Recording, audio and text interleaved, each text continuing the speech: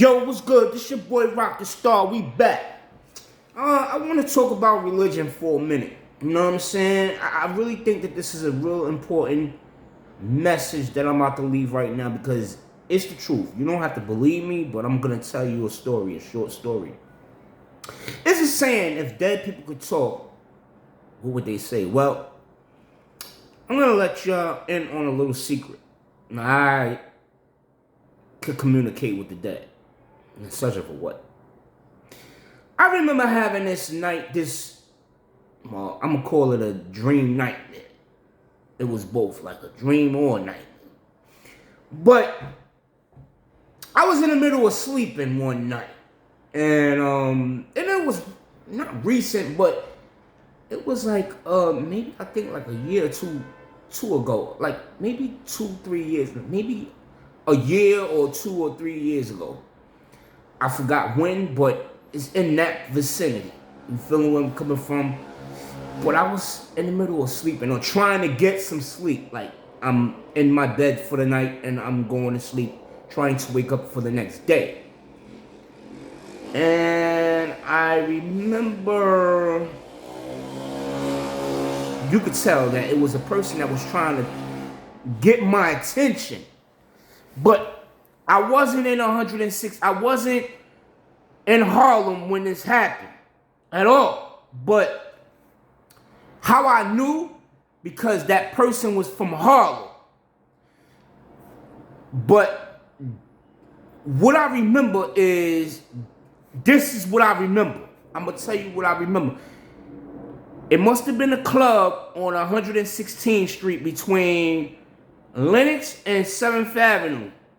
But anyway, it was either like a nightclub or something like that, to that degree, or a hotel. But anyway, it had to have been a riot or some, like a fight.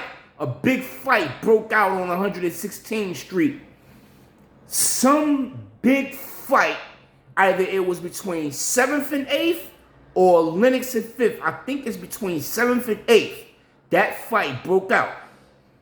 But to make a long story short, the person that was trying to tell me about it, oh, it was an ugly night that night. And I remember it vividly now. That it was a gang war. It was a gang fight, a gang war. But anyway, that fight broke out when the club was almost about to shut down. Everybody was pissy drunk in that club and they got ambushed. And it was at nighttime and niggas with Jeeps. It had to have been in the 80s or something like that, or early 70s, because it was them Jeeps with the top missing. It was them type of Jeeps, like one of them Jeeps that Tupac had rolled on the side with no roofs, with the roof gone. You feel me? It was like one of those type of them Jeeps. You feeling where I'm coming from? But anyway, they was telling me that was how they got killed. That they got killed that night at the club. That they was drunk. And it was a gang that did it. Now, I don't know what gang. I don't remember what gang, but I don't remember. But I seen, and I almost cried because the way that they described it and the way that it looked, it was a horrific night. And for me to even imagine dying while intoxicated is like crazy. Getting killed, getting murdered while intoxicated. I don't drink, but my mother did. My parents, they drank. And I know that they realized that they needed to stay to themselves while under the influence of alcohol. My mother was a smart woman for that. She knew to stay away from people while she was drunk, because she gets violent. She gets too friendly and she gets horny. My mother knew all of that. So that was why she stayed to herself when she got drunk. And she just stayed to herself. She stayed in her house and she minded her business and she got drunk by herself. Either if it wasn't with my father, she was just by herself. And that was one thing about my mother. But that nightmare that I had the fight spilled on Lenox Avenue. Somebody was trying to come home and somebody was trying to come home.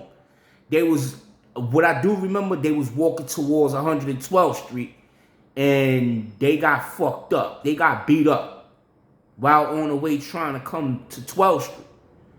Whoever that was, I don't know. But I think I had that nightmare.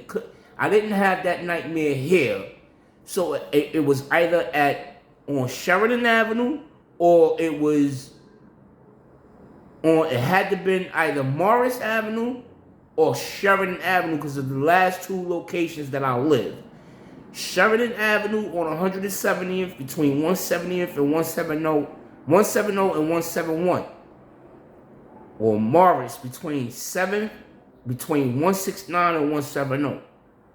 Those two locations. I'm not sure, I forgot which location. I should have wrote it down, but that's my story about the dead. Somebody was trying to tell me their story and how they died, and you know, they was like warning me like not to get into gangs or whatever. Either they died later on up here in the Bronx, or they was somebody, either they was the victim or they did dirt. Or that was somebody who did the dirt and they, you know what I'm saying, they got killed for that dirt that they did in Harlem back in the days. But one thing that I do know is that it either it was 116th Street or 125th Street, or it had to been one of those two. You feel where I'm coming from? Or 100, but what I do know for sure, it was between the vicinities of Lenox Avenue and 8th Avenue.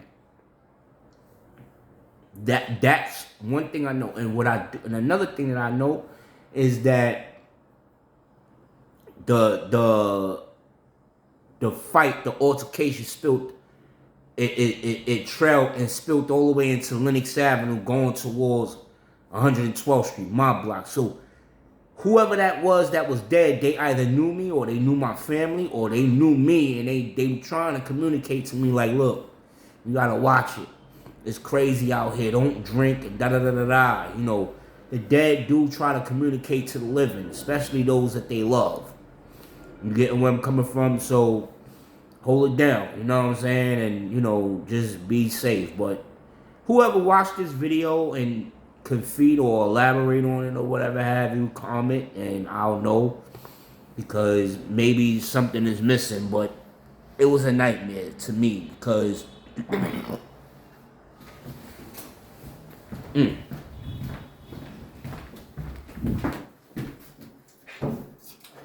it was a nightmare to me because that person was telling me that about how they died when they was drunk.